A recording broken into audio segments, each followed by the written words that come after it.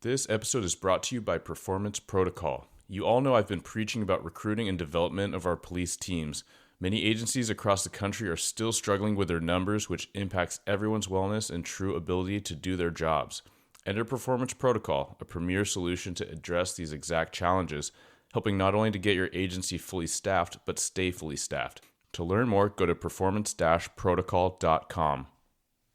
It brought a smile to my face because that is a critical role that we have as police. Welcome to Blue Grit Radio, the podcast that explores making better cops for a better community. I'm your host, Eric Tung. I've been an active police officer since 2007. We will dive into the aspects of police culture, health and wellness, leadership, and mindset.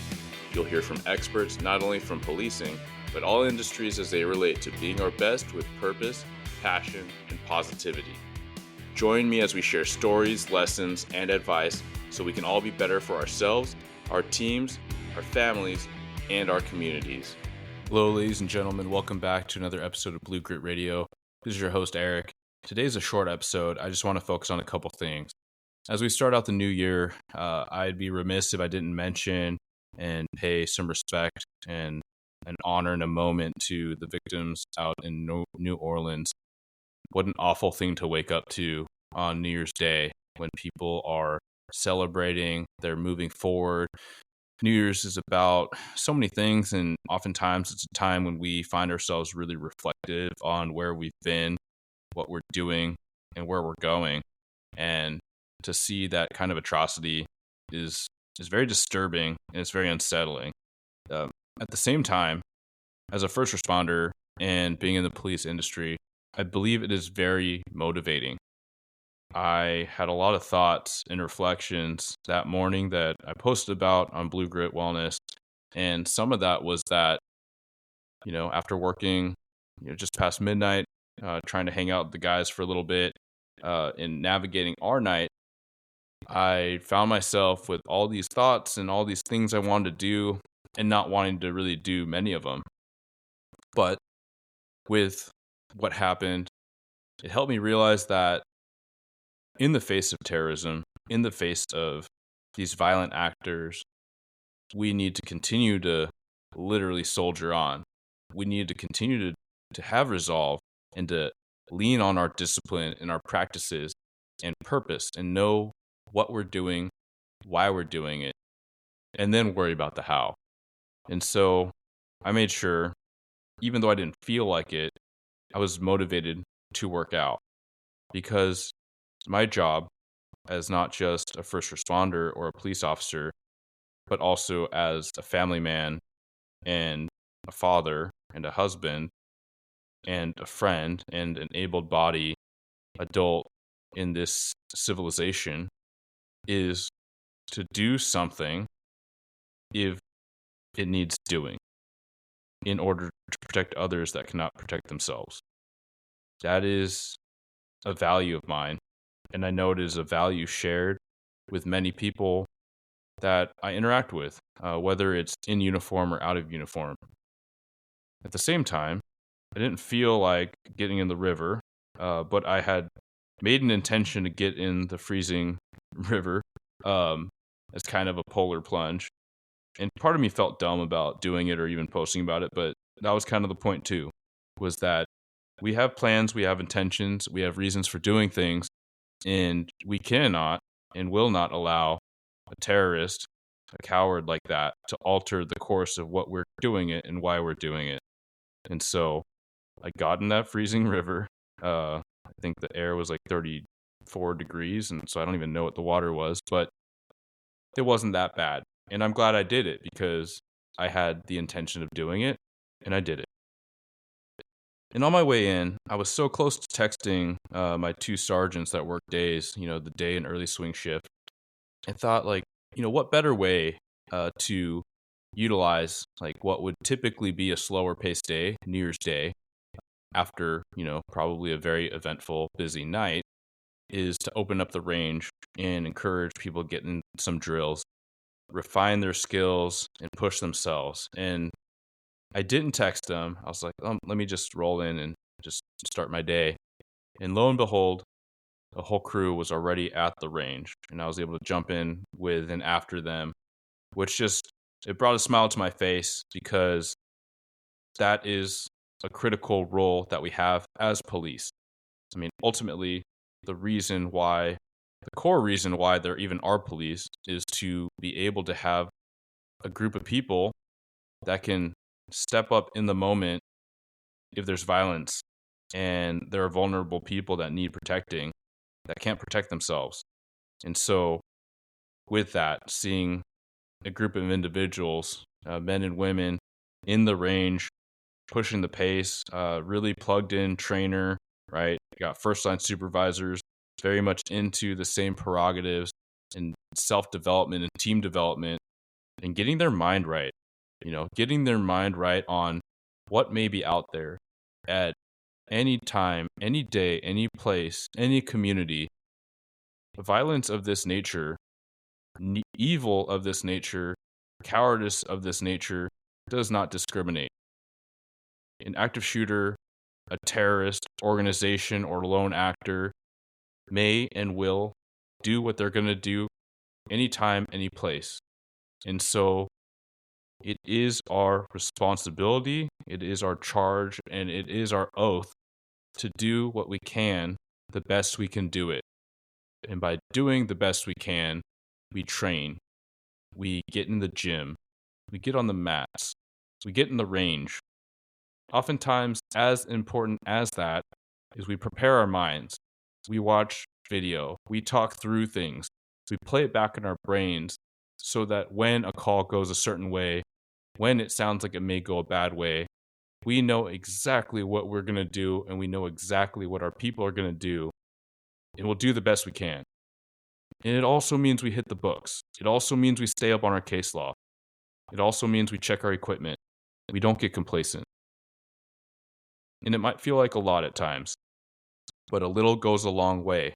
And if you build these things into your day-to-day, your week-to-week, your month-to-month, your quarter-to-quarter, things will fall into place. You will have done the preparation. And if you feel like you're slacking in one area or another, that's fine. Just start doing it. And so I realized after that time in the range, and although I had just gone through quals, so sometimes you have to knock the rust off. Like this was a timed series of drills based on placing accurate shots, but pushing the pace, because oftentimes our pistol engagements are in quick fire succession. They are oftentimes in a shorter range, so this was all at 7 yards. And at the end of it, I appreciated and I thanked my guy, one of my range instructors, SWAT dude. Shout out G. I won't give your full name and blast you out here. I think you'd prefer I didn't, but people in the area will know who you are. But I said, hey man, thanks for running me through. Thanks for staying, because I hopped on a call and I came back. And I said, I recognize I have more training to do. Like I have more dry fire I should be doing, which is like basic, right? Academy. The one thing you can do every day, multiple times a day if you so choose, and it's free, is dry fire. And I'll give myself a little grace. I have been a lot better about practicing my draw and acquiring my red dot way more regularly than I had in recent times. So I'll say I'm building on something. However, I said, hey, I could practice dry fire more. And you know what I loved was that he said me too.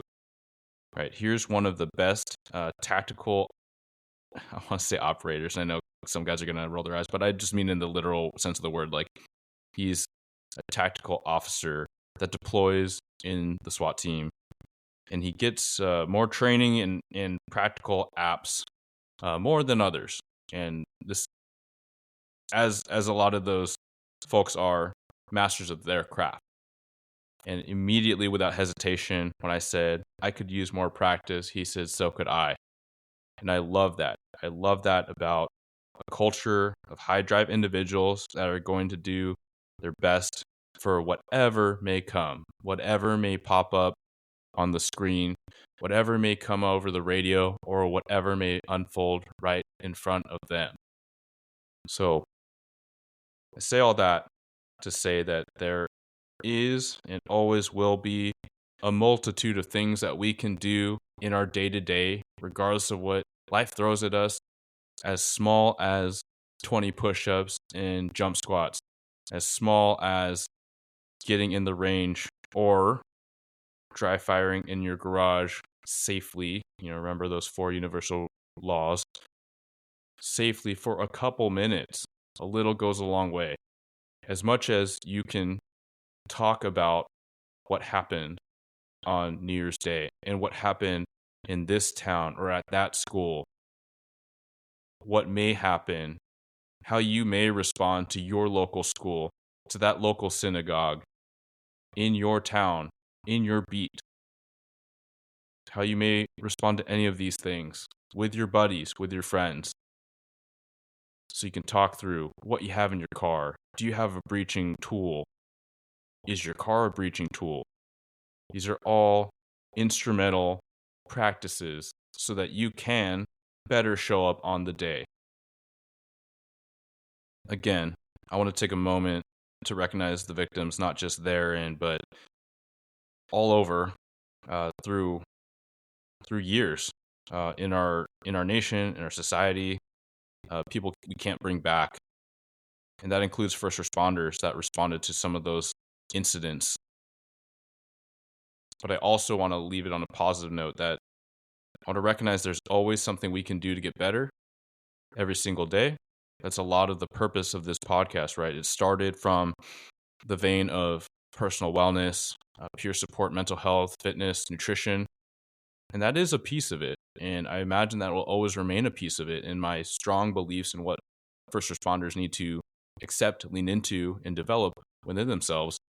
But also so much about mindset, about routines, about staying curious, about being hungry to continue to learn and continue to attack their deficiencies and refine, and that it's about the journey and you're never done. You're never done.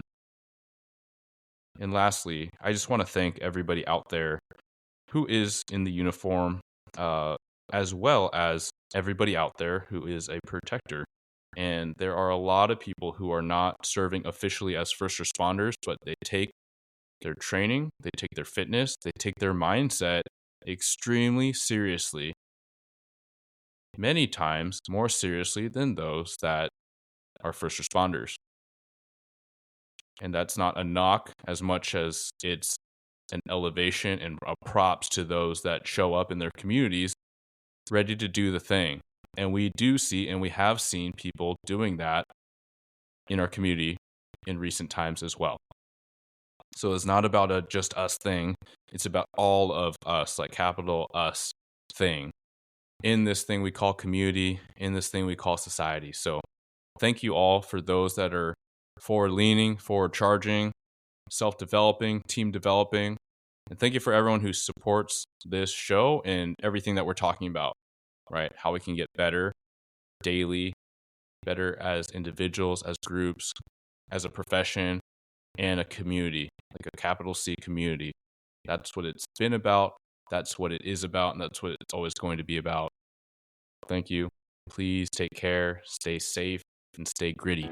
Thank you for tuning into another episode of Blue Grit Radio. As always, support this community by subscribing, giving us a 5-star review, and following, liking, and sharing posts on Blue Grit Wellness on Instagram. You can reach me there or email me at bluegritwellness@gmail.com. Be well and stay gritty.